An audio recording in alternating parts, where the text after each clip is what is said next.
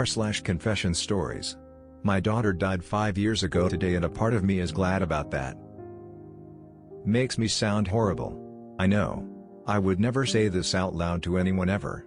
Though I said daughter, she wasn't technically my daughter. She was my sister's child. My sister Odette when the baby was around a year old. I was 19 at that time and in college. I got custody. I never wanted children. I wanted to be a doctor. I wanted to go a different path than the path my family took. But I felt responsible to take her in. So, I dropped out. Took care of her. Loved her. Life was hard but we got by. I was working any jobs I could get and I didn't have any life. I didn't have any friends. I didn't have any time to date. I was either working or at home taking care of her. At times, I felt like I didn't even have time to breathe. 6 years passed. One day, her school bus was in an accident. 3 children died that day including my daughter. I was devastated at first. Depressed. Lost. I was even homeless for a little while. I didn't have any family. I didn't have any friends. All I had was haunted memories in that city. So, I moved to a different city to get a fresh start. Reapplied for college. Graduated. Currently, I am in year 1 of medical school. I got married a few months back. I feel like finally I am living the life that I wanted to live. Achieving what I wanted to achieve. Take a different path. Do something different. Live a better life than my alcoholic father, runaway mother and drug-addicted sister. I loved her. I would have taken care of her like my child if she had lived. I know that. But there is a part of me that is glad that she is gone. It makes me a horrible person. I already know that. But, still I am glad. Now for the next story. I prayed once for my daughter to die, and it came true. So when I was 20, I started dating this girl. We dated for 3 years, and although she loved me like crazy, I never really loved her at all. The reasons for that are a different story. About 5 years into the relationship, we found out she was pregnant. I didn't use a condom once and that's it. After about 6 to 7 months, we found out that she has a damaged reproductive system, and she had to stay in the hospital. I would bring her food and stuff every day after work and basically live in that hospital for 2 weeks. She wasn't allowed to get up or anything. I was by her side through the whole thing. One day out of nowhere, her water broke. She was about to deliver the baby when we talked to some of the hospital staff. They explained that since she was being delivered at that point, she hasn't developed lungs yet, and if we decided to let the hospital staff resuscitate her, she could have permanent brain damage. We decided that if she is born and she is not breathing, we would not resuscitate her. Here's the fucked up part. This entire time from the point I found out she was pregnant, I was hoping that something bad would happen so that I wouldn't be stuck in this relationship and life forever. I started praying that if there was a God, He would get me out of this situation. When the baby was born, I watched her turn blue, then purple, then black right in front of me. I watched in horror as she struggled to breathe without lungs. It was and still is the most horrifying thing I have ever seen. I've lived with this secret my entire life. I've never told a single person. It has given me depression to the point where I've tried to commit suicide, incredible anxiety, and nightmares that I've had ever since. I've been through mental hospitals and therapists as well. I wouldn't wish anything like this on anyone. Thank you for listening and helping me get this off my chest. Now for the next story. I should be the father of twin 12-year-old boys right now. I'm blessed I'm not. I was a late bloomer. 4'11" chubby, looked like everybody's little brother. All the girls called me cute but I felt they didn't mean in a boyfriend kind of way. Suddenly at age 16 I shot up over a couple months. Became 5'6", all the weight became proportional to my body and suddenly I started getting female attention. Unfortunately I was already ingrained in my head that they didn't mean it in a relationship kind of way.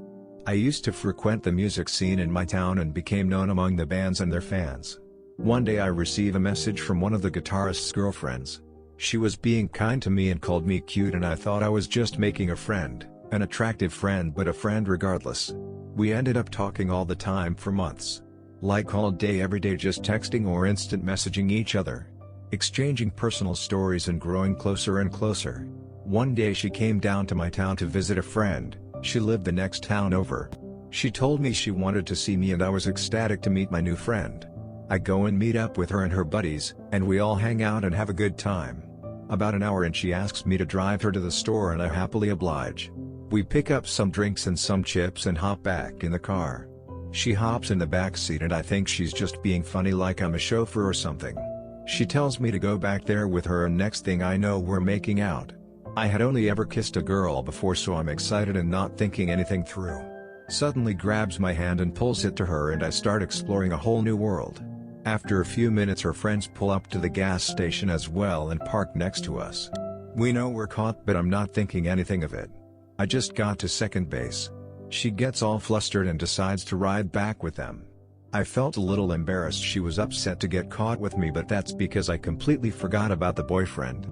She ends up texting me later that night to come and pick her up, that she was bored there and had more fun with me earlier. At the time I had a strict curfew because I got arrested for smoking weed about a month prior. But I wasn't gonna let that stop me. So I call my buddy and pay him 1/8 of marijuana to pick her up, $60 at the time. He drops her off and I sneak her in my window. King of the Hill is on in the background. We are making out and I'm touching and things are getting hot. Next thing I know she says I want you. I had no idea what that meant at the time but I learned about 2 minutes later.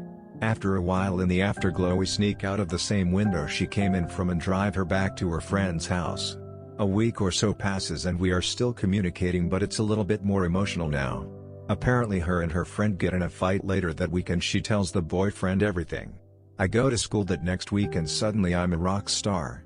Everybody high-giving me and whispering and I had no clue what was going on till lunch. Super small town, her boyfriend comes up and sits next to me. We had never talked prior to this. He asked me straight up, "Hey, did you sleep with my girlfriend?" I told him yeah and he thanked me for the honestly. I was bracing to get punched in the face but he just stands up and walked away. A couple weeks later I get detained for driving and smelling like alcohol. To be fair, I just left a party and somebody did spill a beer on me. Fortunately they only called my parents. I ended up getting kicked out of the house and sent to live with family outstate shortly after.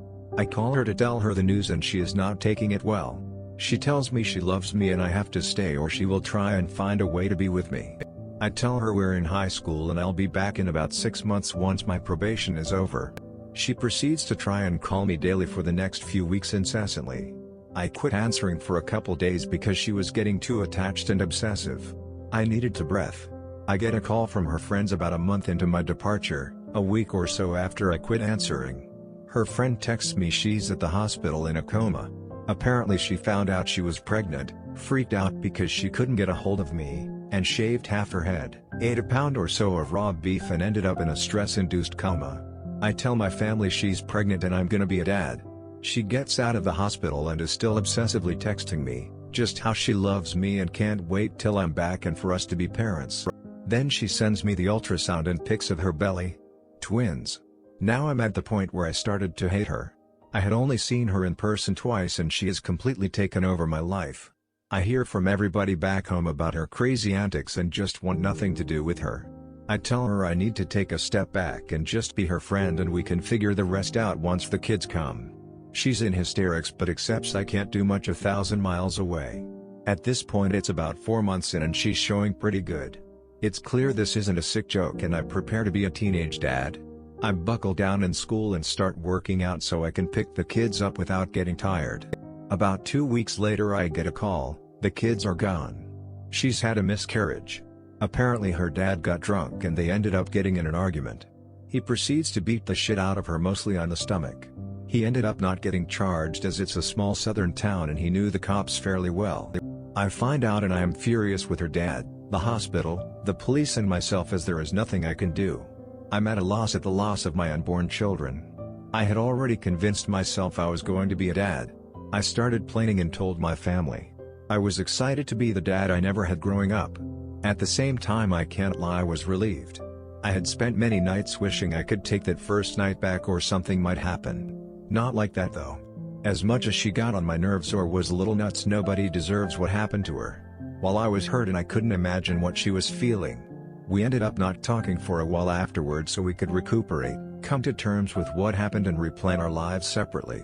It's been a long time since all of this happened and we both since moved on with our lives. But it always hits me this time of year. I'd be the father of twin 12-year-old boys. Well, that's all for the video today. I hope you enjoyed it, and as always, have an amazing day.